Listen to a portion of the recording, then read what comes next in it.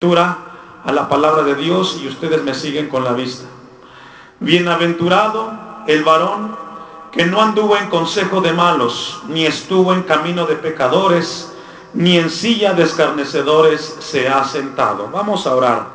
Eterno y amantísimo Padre Celestial, te damos gracias en esta mañana porque nos permites acercarnos a ti. Te hemos exaltado, te hemos alabado y ahora nos disponemos a escuchar tu palabra. Pongo a tu iglesia y mi vida en tus manos, Padre, para que nos hables, para que nos enseñes y ministres nuestros corazones. Que traigas palabra que refresque el corazón de la iglesia. Que traigas palabra que edifique a tus hijos. Mi vida, Señor, límpiame si fuera necesario. Y este tiempo en tus manos, oh Dios, en Cristo Jesús. Amén y amén. Puede sentarse. Le decía, a partir de hoy, si Dios nos da vida en los próximos años, vamos a tomar una sección de los salmos por año. Quizás esto nos lleve algunos años, pero con la ayuda de Dios vamos a ver qué Dios tiene para la iglesia en estos hermosos salmos. Le decían, son 150. Y los salmos, pues es un conjunto de libros dentro de un libro que no están ordenados de manera por fechas, por decirlo así. ¿Sabía usted que el Salmos más antiguo es el Salmos 90? Ese Salmos lo escribió Moisés. Y si Moisés fue antes de David, sería el Salmos 90 el primero que aparecería en la Biblia, ¿verdad? Pero no es así. El Salmos 90, le digo, es el Salmos que escribió David y debería de ser el primero. Entonces vamos a comenzar el día de hoy con el Salmos 90. Amén. Si ustedes son de los que, como su servidor le da algún título, el título que le dimos a este Salmos es el Salmos de bienaventuranza o desgracia. Si usted le quiere poner algo ahí, un salmo de bienaventuranza o desgracia. Déjeme decirle como introducción que hace un tiempo en una reunión de pastores había un problema dentro de el movimiento de alianza que teníamos o que estábamos en ese momento, y para tratar el asunto pues se compartió cuál era el problema grave.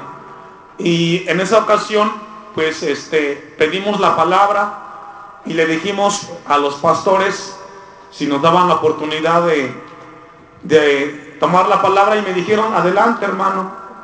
Y entonces yo les dije, bueno, el problema es muy grave, creo que es muy importante tomarlo con la seriedad que amerita, pero antes de que tomemos una decisión, ¿qué les parece si vamos a la palabra de Dios? ¿Qué es lo que nos dice la Biblia en cuanto al tema?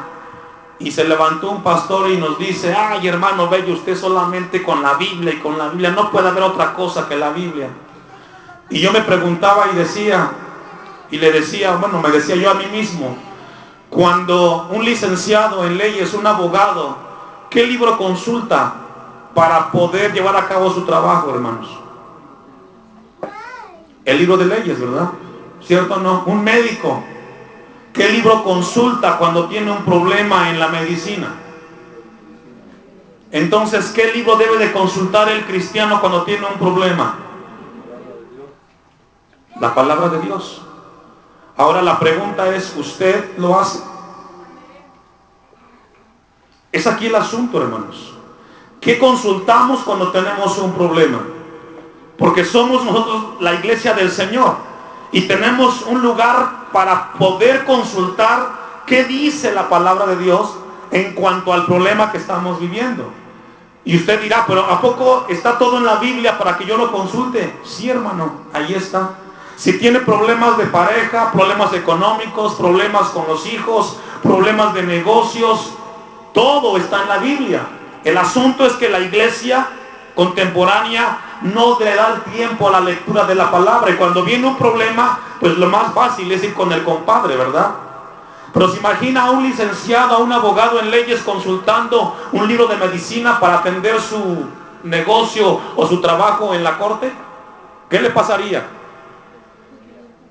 ¿O qué le pasaría a un médico si consulta una revista por ahí de farándula para resolver un problema médico. Sería una persona irresponsable, ¿cierto o no? De igual manera nosotros, en ese momento yo decía, por el amor de Dios, ¿qué voy a consultar yo como pastor si tengo un problema? ¿El libro vaquero? La palabra de Dios. Amén. Esto es un principio, hermanos. Esto es un principio y la iglesia debe de caminar en principios, no en métodos ni en técnicas. ¿Y qué es un principio? Es un conjunto de reglas que deben de ser seguidas para que dé un resultado en el tiempo que tiene esa regla. Y los principios los encontramos en toda la Biblia. Entonces tenemos que caminar nuestras vidas cristianas y la vida de la iglesia en principios bíblicos, no en estrategias de hombres. ¿Y por qué le digo esto, hermanos? Porque el libro de los Salmos habla acerca de las experiencias que tuvo Israel de manera individual y como pueblo. Déjeme darle una definición de salmos. La palabra salmos viene del hebreo, que es muy difícil decir su palabra, pero significa canto acompañado por un instrumento. Eso significa salmos. Canto acompañado por un instrumento o por un instrumento de cuerdas. Es lo que significa la palabra salmos. Y este libro de los salmos, hermanos, tiene un lenguaje muy especial. El libro de los salmos, ¿sabía usted que una cuarta parte de las citas bíblicas que registra el Nuevo Testamento son de los salmos? Jesucristo citó muchísimas veces el libro de los salmos. Y el libro de los salmos tiene un lenguaje muy especial porque habla y tiene un lenguaje o palabras cuando nos sentimos los cristianos en circunstancias difíciles. Vamos al libro de los salmos y nos identificamos con lo que en algún salmos dice en cuanto a Dios. Por ejemplo, Salmos 23. Cuando estamos muy afligidos o en un problema muy difícil, vamos y decimos, Jehová es mi pastor. El Salmos 90, el que habita al abrigo del Altísimo.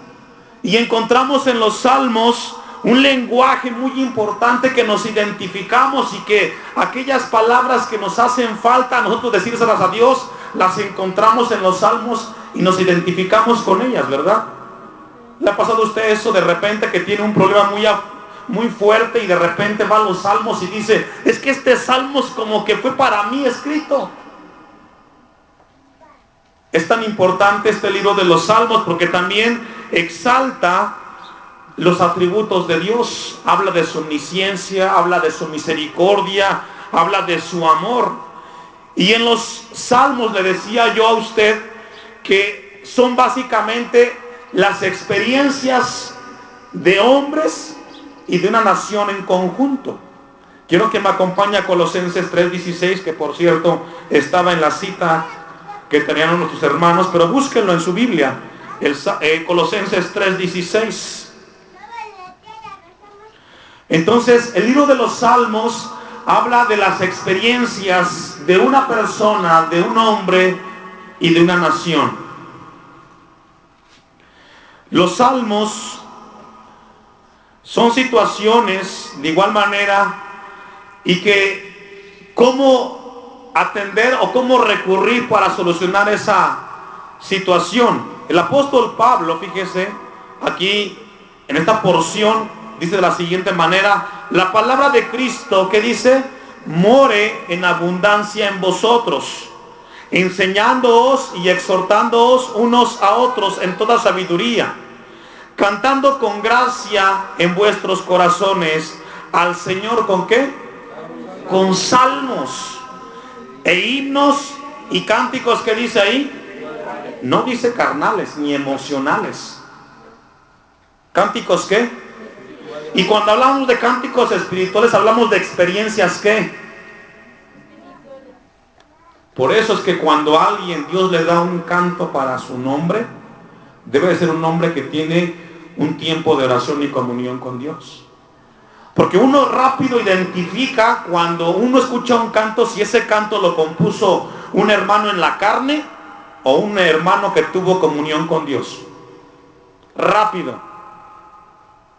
¿Sabe que en la semana me tocó escuchar por ahí uno de los cantos que me compartieron para escuchar? Y que hay un canto que dice, me duele, dice el cantante, me duele el saber que pequé y que tú, Dios, estás llorando porque yo pequé. Y yo dije, ¿dónde dice la Biblia que Dios llora cuando una persona peca? Eso no está en la Biblia. Eso me enseña que el que compuso esa canción o ese canto estaba en la pura chuleta, pero no espiritualmente. Tenemos que discernir, porque dice la Biblia que tenemos que cantarle al Señor en vuestros corazones con salmos, himnos y cánticos, que dice, espirituales. Entonces debemos de entender este principio. Cuando tenemos una experiencia, hermanos, Dios nos enseña que podemos expresársela a Él, porque los salmos son eso, son expresiones de experiencias vividas, pero donde Dios nos habla y donde hay una comunión espiritual con nuestro Dios. Ahora sí, vayamos al Salmos 1. Por cierto, ¿alguien se recuerda cómo le dimos el título a este Salmos? De bienaventuranza o desgracia. Y el Salmos 1 inicia de la siguiente manera, el versículo 1. Bienaventurado el varón, aquí la palabra varón habla de género, tanto hombre para mujer, que no anduvo en consejo de malos, ni estuvo en camino de pecadores, ni en silla de escarnecedores se ha sentado. Este Salmos habla acerca de las relaciones interpersonales de el Hijo de Dios o de la persona. Este salmo está hablando acerca de las relaciones, con quién nos relacionamos, con quién pasamos el mayor tiempo de nuestras vidas. Yo supongo que aquí todos tienen amigos, ¿verdad? O levante quien no tiene amigos. Todos tenemos amigos, ¿verdad que sí? Es parte de la vida tener amigos. Pero aquí este Salmos es escrito para enseñarnos a nosotros quiénes son tus amigos. A veces a mí me llega mucho, me impacta mucho el saber que los amigos de los cristianos de la iglesia son los mejores amigos, son los amigos del mundo, por decirlo así, los que no van a una iglesia. Y eso me hace a mí preguntarme qué estará pasando en ese creyente. Muchos dicen, es que mi mejor amigo es mi compadre. ¿Y quién es tu compadre? Pues hay un compadre, no va a la iglesia, no le interesa a Dios, pero para mí es mi mejor amigo, mi compadre. Y la pregunta, ¿tienes algún amigo en la iglesia? Ningún amigo tengo en la iglesia, todos son conocidos solamente. Y hoy Dios quiere hablarnos acerca de quiénes son nuestros amigos y cuál es el resultado de la convivencia con esos amigos. Dice el salmista, bienaventurado. La palabra bienaventurado es dichoso o feliz. El varón, el hombre o la mujer que no anduvo, ¿en qué dice? En consejo de malos. ¿Sabe usted que un amigo siempre te va a aconsejar cuando tienes un problema? Un amigo siempre le compartimos muchas veces las intimidades que tenemos como persona o como familia. Y siempre le preguntamos, oyes amigo, oyes compadre, fíjate que tengo un problema con mis hijos. Y comienzas tú a compartirle. Si ese amigo es cristiano y es temeroso de Dios, te va a dar un consejo de acuerdo a la palabra de Dios. Pero si ese amigo no es cristiano, te va a dar un consejo distinto. Busquen sus Biblias, Hebreos 13:5. Si nos empeñamos en tener amistad con aquellos que no conocen a Dios o que se burlan de Dios, sin duda en algún momento seremos arrastrados hacia el pecado de aquel amigo en el cual estamos frecuentando. Fíjese lo que dice Hebreos 13:5. Sean vuestras costumbres. ¿Qué es una costumbre? Algo que hacemos continuamente, ¿cierto o no? Algo que hacemos de manera diaria, rutinaria, es una costumbre. Por ejemplo, en la casa nos levantamos a las 6 de la mañana todos los días. Es una costumbre. Tengo una costumbre que después de que me levanto y voy al baño, voy a orar un tiempo. Es una costumbre personal. Aquí la palabra dice, sean vuestras costumbres, ¿sin qué? Sin avaricia, contentos con lo que tenéis ahora, porque Él dijo, no te desampararé, ni te dejaré. Entonces, ¿cuál es el consejo que tenemos con el amigo? Dice el Salmos 1, bienaventurado el varón que no anduvo en consejo de malos. Fíjese que de repente existe esto, que en el trabajo ves que un compañero que es tu amigo tomó algo que no es de él. ¿Tú qué le dices? ¿Te quedas callado o le dices, si no lo aclaras, lo voy a compartir con tu esposa? El verdadero amigo es aquel que cuando cometes un error te dice, corrígelo, o si no, yo me distancio. Porque la gente de allá afuera, hermanos, cuando tú haces una falta, muchas veces te tapan, no dicen nada. Eso no es ser un buen amigo. Un buen amigo es aquel que cuando te equivocas te dice cuando estás mal. Y porque estás mal y él te lo dice, por eso es tu mejor amigo. ¿Cierto o no? Así debemos de ser los hijos de Dios. Pero el compadre, cuando tú haces una falta, él no te va a decir que corrijas. Él te va a decir, deja lo que hagas, síguelo haciendo. Entonces aquí Hebreos 13:5 dice, sean vuestras costumbres, ¿sin qué? Sin avaricia, sin estar deseando aquello que te está arrastrando hacia el pecado. Porque el Salmos 1 nos habla de un pecado progresivo. Regresemos al Salmos 1. Y vamos a ver 3 pasos que enseña este Salmos, cómo si tienes una costumbre con un amigo que es enemigo de Dios, que no le gustan las cosas de Dios, cómo te va a ir arrastrando, y muchos se van a identificar. Dice el Salmos 1, bienaventurado el varón que no anduvo en consejo, ¿qué dice? Es decir, primero es tener la amistad y escuchar el consejo del amigo. Número 2, ni estuvo, ¿qué dice? En camino de pecadores. Ahora no solamente escuchas el consejo del amigo, sino que también comienzas a caminar en el camino de ese amigo. Hay un refrán afuera que dice que el que con lobos anda, y bien que se lo saben, tarde que temprano, esa amistad que tú tienes te va a arrastrar. Primero es una plática, luego viene el caminar y poco a poco te vas haciendo a la manera de hacer de él. ¿Cuántos de ustedes han visto que de repente usted comenzó a frecuentar a un amigo que es bien mal hablado y que dice chistes groseros? Al principio usted decía, uy, qué lenguaje, y no hiciste nada, te quedaste con el amigo. Pasado el mes, los 2 meses, de repente se te sale una como las de él, y de repente en la casa los comienzas a decir, y de repente te dice tu esposa, oyes, ¿y ahora? ¿Por qué esa palabra? Y ya luego de repente comienzas a contar los chistes que cuenta el amigo y comienzas a identificarte con él. ¿Cierto o no? ¿Sucede así o no sucede así? El pecado es progresivo y te va arrastrando por pasos. Los jóvenes de igual manera. De repente tienes un compañero joven que de repente es medio mal hablado y tú no haces nada para corregir eso, decirle, mira, si estás conmigo o dejas de hablar de esa manera o yo me distancio. Si tú no haces nada, mañana vas a comenzar a hablar como él, y en tu casa vas a comenzar a hablar como él y a expresarte y a vivir la vida como él. El primer paso, escuchaste el consejo. El segundo, comenzaste a caminar. Y el tercer paso dice ahí, ni en silla de escarnecedores, que dice, es decir, primero escuchaste, caminas y ahora te sientas con ellos muy campante a ser como ellos y a criticar. ¿Los has visto? ¿Se me quedaron muy serios?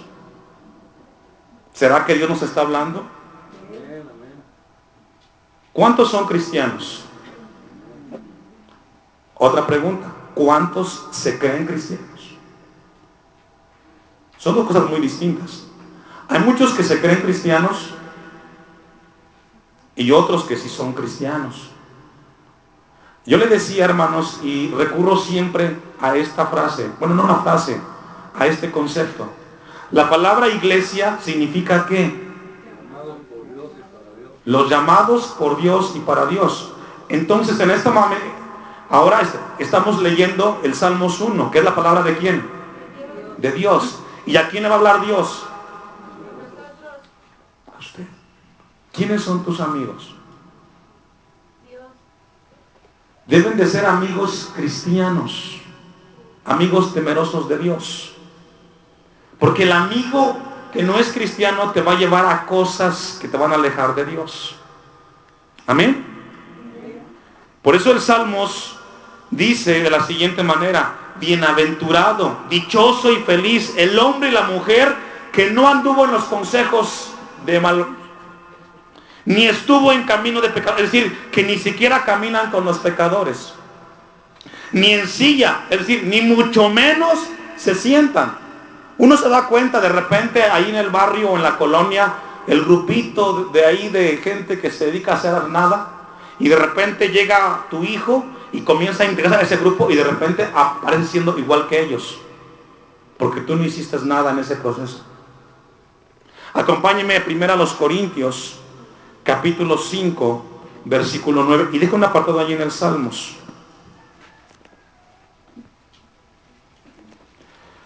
Primera a los Corintios 5, versículo 9. Y aquí el apóstol Pablo escribe, y esta parte la interpreta del Salmos 1, la interpreta aquí el apóstol Pablo en esta epístola, capítulo 5, versículo 9. Vea lo que dice: os he escrito por carta que no os juntéis ¿con quién? Con los fornicarios, no absolutamente con los fornicarios de este mundo, o con los ávaros, o con los ladrones, o con los idólatras, pues tal caso os sería necesario, ¿qué dice? Salir del mundo. Y aquí vamos a aclarar algo muy importante. Y usted dirá: pastor, si tengo a mi abuelita que no es cristiana, ¿no me voy a juntar con ella? No, no está hablando de eso. Con ella tienes que orar y llegando el tiempo hablar de la palabra de Dios. Está hablando, dice el versículo 11, lea el 11 porque ahí se completa. Más bien os escribí que no os juntéis con ninguno que llamándose ¿qué? Es decir, que está dentro de la iglesia, que llamándose hermano fuere fornicario, o avaro, o idólatra, o maldiciente, o borracho, o ladrón. Con él tal ni aunque. ¿Por qué? Porque si hay dentro de la iglesia un hermano que tiene un problema de estos, y ya Dios le habló y no hace nada para corregirlo, si comienza a convivir con algún hermano, va a comenzar a arrastrarlo en su manera de vivir. ¿Cierto o no? Está el ejemplo de que una manzana podrida va a podrir a las demás. ¿Cierto o no? Y un hermano que no está bien en las cosas de Dios va a comenzar a contaminar a los demás hermanos. ¿Y a poco va a hacer tu caso al pastor? No, pues que el pastor ¿quién es? Y comienza la cizaña. Y comienza la cizaña. Por eso el Salmos 1 dice: bienaventurado el varón que no anduvo en consejo de malos, ni en camino de pecadores, ni en silla se ha sentado.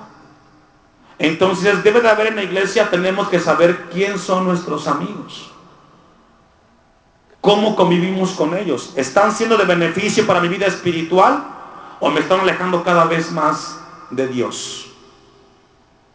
Vayamos al Salmos 1, vamos al versículo 2.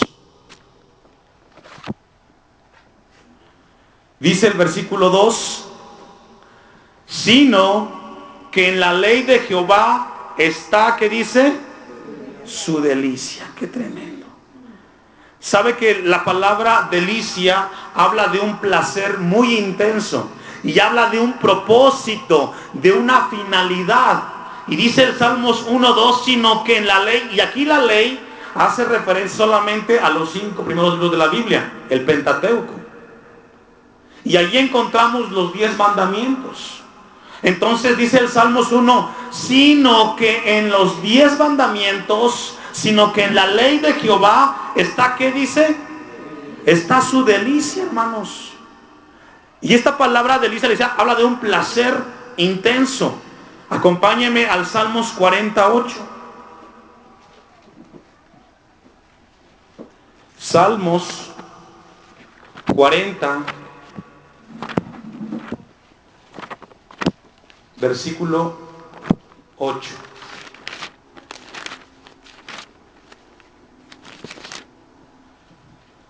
El hacer tu voluntad, Dios mío, ¿qué dice?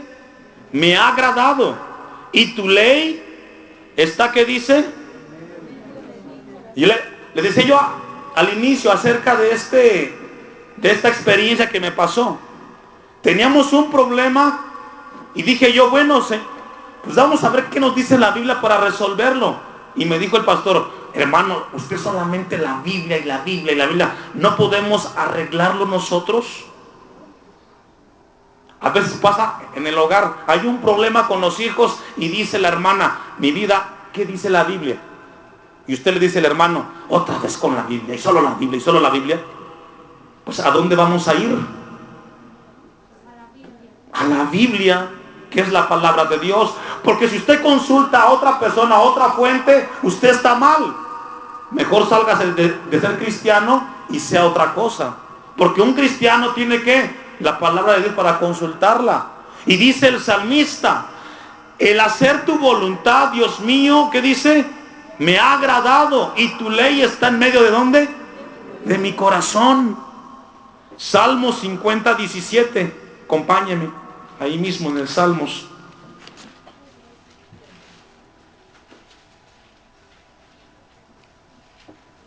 Dice el Salmos 50, 17. Pues tú aborreces la corrección y echas a tu espalda, ¿qué dice? ¿De quién está hablando ahí? De aquel que cuando tiene un problema no consulta a Dios. De aquel que cuando tiene un problema no consulta a Dios. Dice, pues tú aborreces la corrección y echas a tu espalda, ¿qué dice? Ahí las dejas. Te olvidas y dices, Dios, yo lo arreglo por mi cuenta. Y todo parte de quiénes son tus amigos.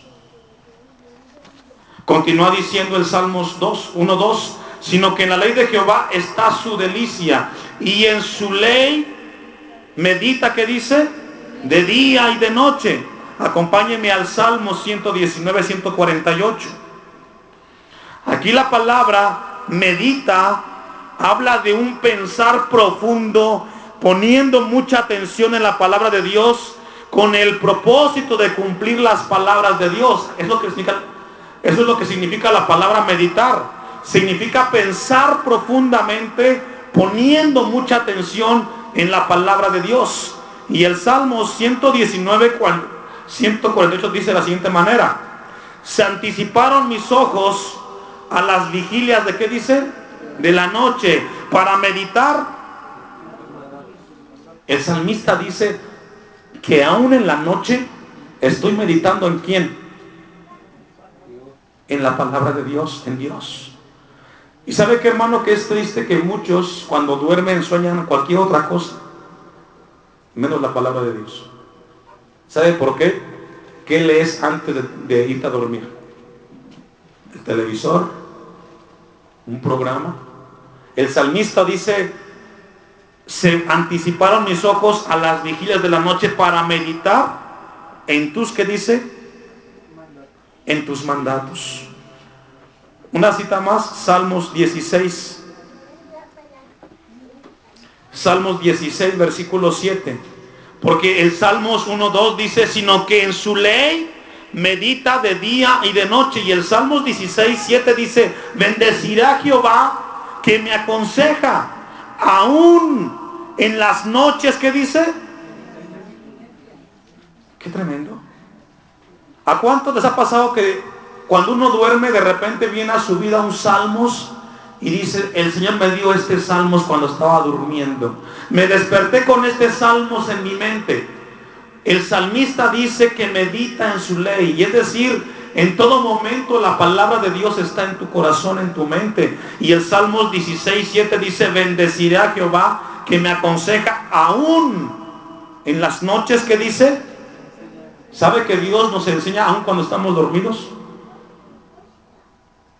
Si no lo sabía, hoy lo sabe. Porque el salmista dice que bienaventurado este varón que medita en la ley de Jehová de día y de noche. Versículo 3 del Salmos 1. Será como árbol plantado, ¿qué dice? Junto a corrientes de aguas, que da su fruto en su tiempo y su hoja no cae, y todo lo que hace. ¿A quién le gusta esta palabra prosperar? Es la más socorrida, ¿verdad? Es la que más nos gusta. Todo lo de atrás no, pero esa que hermosa nos gusta. Dice el Salmos 1:3, será como árbol, ¿qué? Plantado. Fíjese que yo me di cuenta que aquí el hermano Jesús con la hermana Toña, algunos jóvenes, plantaron aquí unos arbolitos. Y como están aquí adentro del lugar donde estamos, de repente veo que les dan una vueltecita para ver cómo están. Y si ven que hay necesidad, le ponen tierrita. O si hace falta algo y están ahí como cuidándolos. ¿Por qué? Porque el árbol que fue plantado por alguien lo cuida, ¿cierto o no? Le pone atención a ese árbol, qué le hace falta y qué le quito. Los árboles que están allá afuera, los silvestres, pues allá están. Como nadie los plantó, pues allá están con hierbas alrededor. Pero el árbol que es plantado, el dueño que lo plantó, lo cuida, ¿cierto o no? Le da una vueltecita a ver cómo está, si está creciendo, si le falta abono, si tiene alrededor hierbas, porque lo plantó, lo siente parte de él y lo cuida. De igual manera somos usted y yo, que somos plantados por nuestro Dios en la fuente inagotable de Cristo Jesús. Y si somos árboles plantados por Dios, Él nos cuida. ¿Sabía usted eso? Por eso dice el Salmos 1:3, será como árbol plantado. Y si es plantado por Dios, ¿lo va a cuidar quién? Nuestro Dios. Acompáñame a Jeremías 17:8.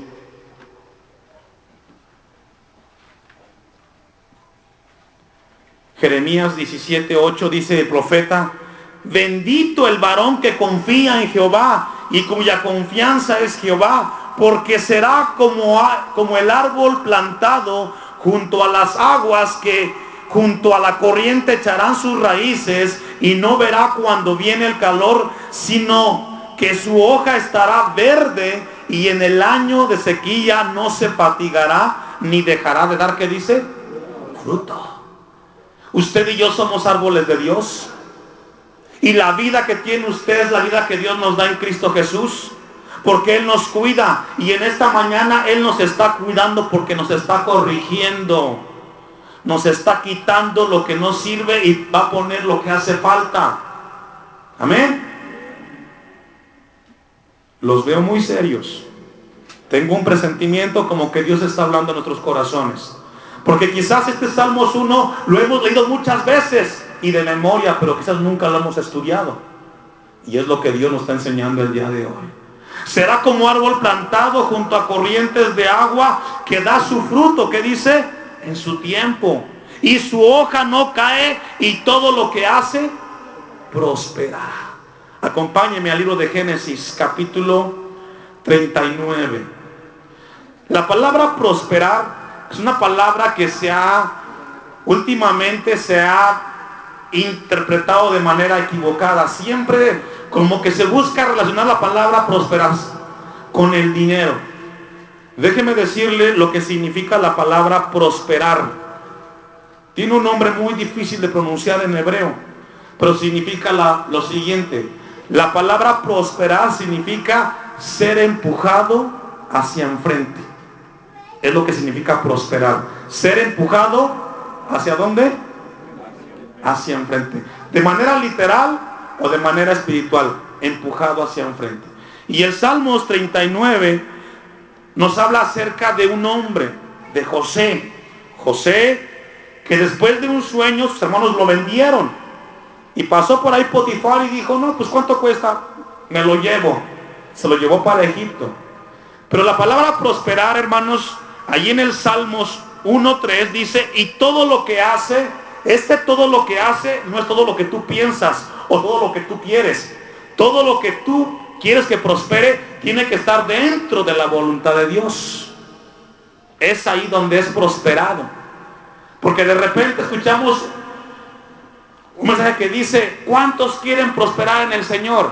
Piense en grande, piense alto, y yo le enseñaré a alcanzar su sueño. Y qué hermoso se escucha, ¿verdad? Pero cuando no se da, vienen las frustraciones, porque no se refiere a eso el texto. De repente hay campañas que dicen, piensa en grande, sueña en grande, y te voy a enseñar a alcanzar ese sueño. Y de repente vemos cómo los estafan y cómo les quitan el dinero. Porque no habla de la prosperidad económica, habla de ser empujado hacia adelante. Dice el versículo 1, llevado pues José a Egipto, Potifar, oficial de Faraón, capitán de la guardia, varón egipcio, lo compró de los ismaelitas que lo habían llevado allá. Mas Jehová estaba ¿con quién? Con José. Y fue varón, que dice, próspero. Mira, hermanos, cuando vemos la historia de José, vemos un joven que es vendido, pero tenía un plan Dios a futuro, que ese joven iba a bendecir a sus hermanos y a su padre cuando viniera un tiempo de sequía y de hambre. ¿Cierto o no? Prosperó el camino de José para cuando viniera el tiempo de sequedad en Israel o con Jacob, él pudiera bendecir a sus hermanos. Había un propósito ahí de Dios.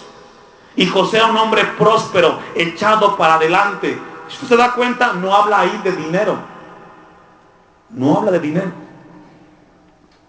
Habla de caminar hacia adelante. Continúa diciendo el versículo 2. Y estaba en la casa de su amo, el egipcio. Ponga el versículo 3. Y vio su amo que Jehová estaba con él. Se dio cuenta Potifar y dice, este hombre tiene algo. Todo lo que hace le funciona. Todo lo que emprende, él lo concluye y se ve mucha bendición. ¿Sabe que se da cuenta el ser humano, el vecino, cuando estamos caminando en Dios y que Dios nos respalda? Potifar vio a José y dice, vio que Jehová estaba con él y que todo lo que él hacía, Jehová, ¿quién? Jehová lo hacía, ¿qué dice? ¿Sabe quién da la prosperidad? Dios. ¿Sabe que en una ocasión, en una iglesia, pasó un hermano con guaraches, pidió que dieran un tiempo para dar un testimonio, y pasó al frente del hermanito con sus guarachitos, medio, más o menos vestido, con su esposa de igual manera y sus hijos tomados de la mano, y pasa al frente y dice, quiero compartir un testimonio, quiero decirle a la iglesia que Dios me ha dado mucha bendición, tengo paz en el hogar, tengo salud y tengo vida. No me sobra que comer, pero tampoco me falta. Y muchos dijeron, ¿y ese es su testimonio? Pero qué bendición es tener paz, salud y armonía en el hogar. Eso es prosperidad. Porque mucha gente tiene dinero y viven como perros y gatos. La prosperidad que Dios nos da, hermanos, es que Él nos da cosas pequeñas que nos hacen prosperar. Tú tienes tus hijos y tienen salud. Tú eres prosperado. No tienes que llevarlos a un hospital. Tú tienes un hogar, eres prosperado. A veces tienes dinero y no te alcanza para pagar la enfermedad que tienes. Por eso, todo lo que hace prosperará dentro de la voluntad de nuestro Dios. Acompáñeme al a Jeremías 12:1. Porque Jeremías 12:1 quizás tiene o tuvo en aquel tiempo palabras que muchos el día de hoy se han dicho en algún momento de su vida cristiana.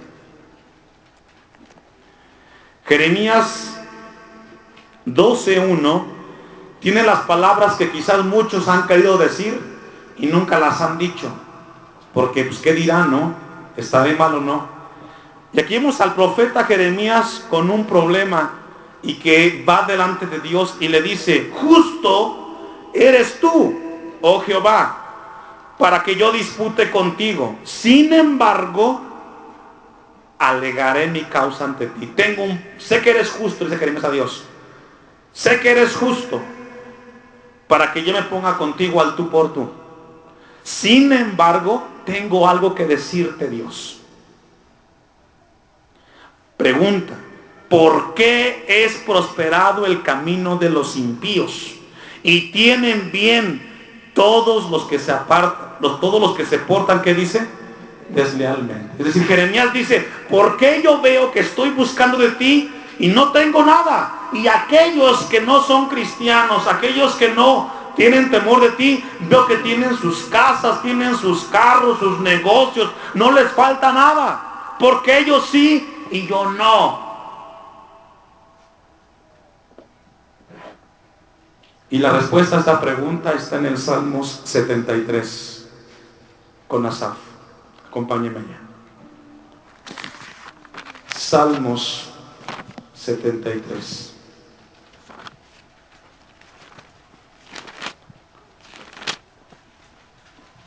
Jeremías le dijo contundentemente: ¿por qué ellos sí, Dios, y yo no? Usted puede decir: ¿por qué mi vecino, que ni siquiera va al templo, es un ladrón, hace todas sus cosas feas y tiene todo, nunca le pasa nada? Y a mí, que voy al templo, que me porto bien, no me alcanza lo que tengo.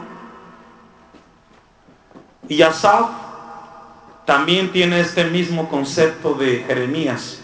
Dice versículo 1: ciertamente es bueno Dios para con Israel, para con los limpios de corazón. En cuanto a mí, Asaf, casi se deslizaron mis pies, por poco resbalaron mis pasos, porque tuve, ¿qué dice? Tuve envidia de los arrogantes, viendo la prosperidad de los impíos, porque no tienen congojas por su muerte, pues su vigor es entero. No pasan trabajos como los otros mortales, ni son azotados como los demás hombres. Qué tremendo, ¿no? Le está diciendo a Dios: yo casi caigo, porque veo cómo ellos prosperan. Versículo 6: por tanto, la soberbia los corona, se cubren de vestido de violencia, los ojos se les saltan de gordura, logran con creces los antojos del corazón, de aquellos que son sin temor a Dios. Se mofan y hablan con maldad de hacer violencia, hablan con altanería, ponen su boca contra el cielo y su lengua pasea a la tierra. Por eso Dios hará volver a su pueblo aquí, y aguas en abundancia serán extraídas por ellos. Y comienza Asaf a describir el problema: porque ellos tienen y yo no. Ve al versículo el 11. Y dicen: ¿cómo sabe Dios? Y hay conocimiento en el Altísimo. He aquí, estos impíos, sin ser turbados del mundo, alcanzaron riquezas. Verdaderamente en vano he limpiado mi corazón y lavado mis manos en inocencia. Dice: en vano he ido al templo, en vano me esfuerzo en ser una buena persona. Se está quejando Asaf. El 14: pues he sido azotado todo el día y castigado todas las mañanas. Si dijera yo, hablaré con ellos, he aquí, a la generación de tus hijos engañaría. Cuando pensé para saber esto, fue duro trabajo para mí. Fue duro entender por qué ellos prosperan económicamente y yo no. El 17: hasta que, entrando en el santuario de Dios, ¿qué dice? Hasta que llegué, me puse a orar y me di cuenta de que yo tengo la salvación en Cristo Jesús. Y ellos no. Cuando tú ves toda esa gente allá afuera que tiene tantas riquezas y te das cuenta que tú tienes una bendición, de tener a Cristo en tu corazón y de que tu vida tiene una prosperidad eterna, porque ello va a terminar, eso va a acabar. Hasta que entré en tu santuario, hasta que entré en tu presencia y me di cuenta cuál es el fin de ellos. El 25 concluye ya Asaf y diciendo: ¿a quién tengo yo en los cielos sino a ti? Y fuera de ti nada deseo en la tierra. Después de haberse quejado, después de haber dejado a un lado, ¿a quién tengo, Dios? Díselo a ti. Esa prosperidad falsa que allá afuera se ve, hermano, es pasajera. Usted y yo tenemos una prosperidad por Dios: salud, bendición y armonía con los hijos. No es conformismo, no es conformismo. Tenemos la bendición de caminar con nuestro Dios. Y Asaf dijo: hasta que entré en tu presencia, en tu santuario, me di cuenta cuál era el fin de ellos. Vamos a concluir con el Salmos 1. Versículo 4. No así los malos, que son como el tamo que arrebata el viento. ¿Usted ha visto cuando echan el trigo, la criba, y cómo el viento se lleva el tamo? Así son los malos. El 5. Por tanto, no se levantarán los malos, que dice, en el juicio, ni los pecadores en la congregación de los justos. ¿Por qué? Porque ellos ya no tienen el respaldo y la bendición de Dios. 6. Porque Jehová, que dice, conoce el camino de qué. Y aquí habla de una intimidad, habla de un conocimiento profundo. Conoce el camino de los justos, mas la senda de los malos, que dice. Hoy Dios nos dice en este salmo eso. Él conoce los justos, y el camino y la finalidad de los malos, dice, no. Dice que perecerá. Solamente para concluir, quiero que me acompañen a Juan 14:6. Concluimos con esa cita.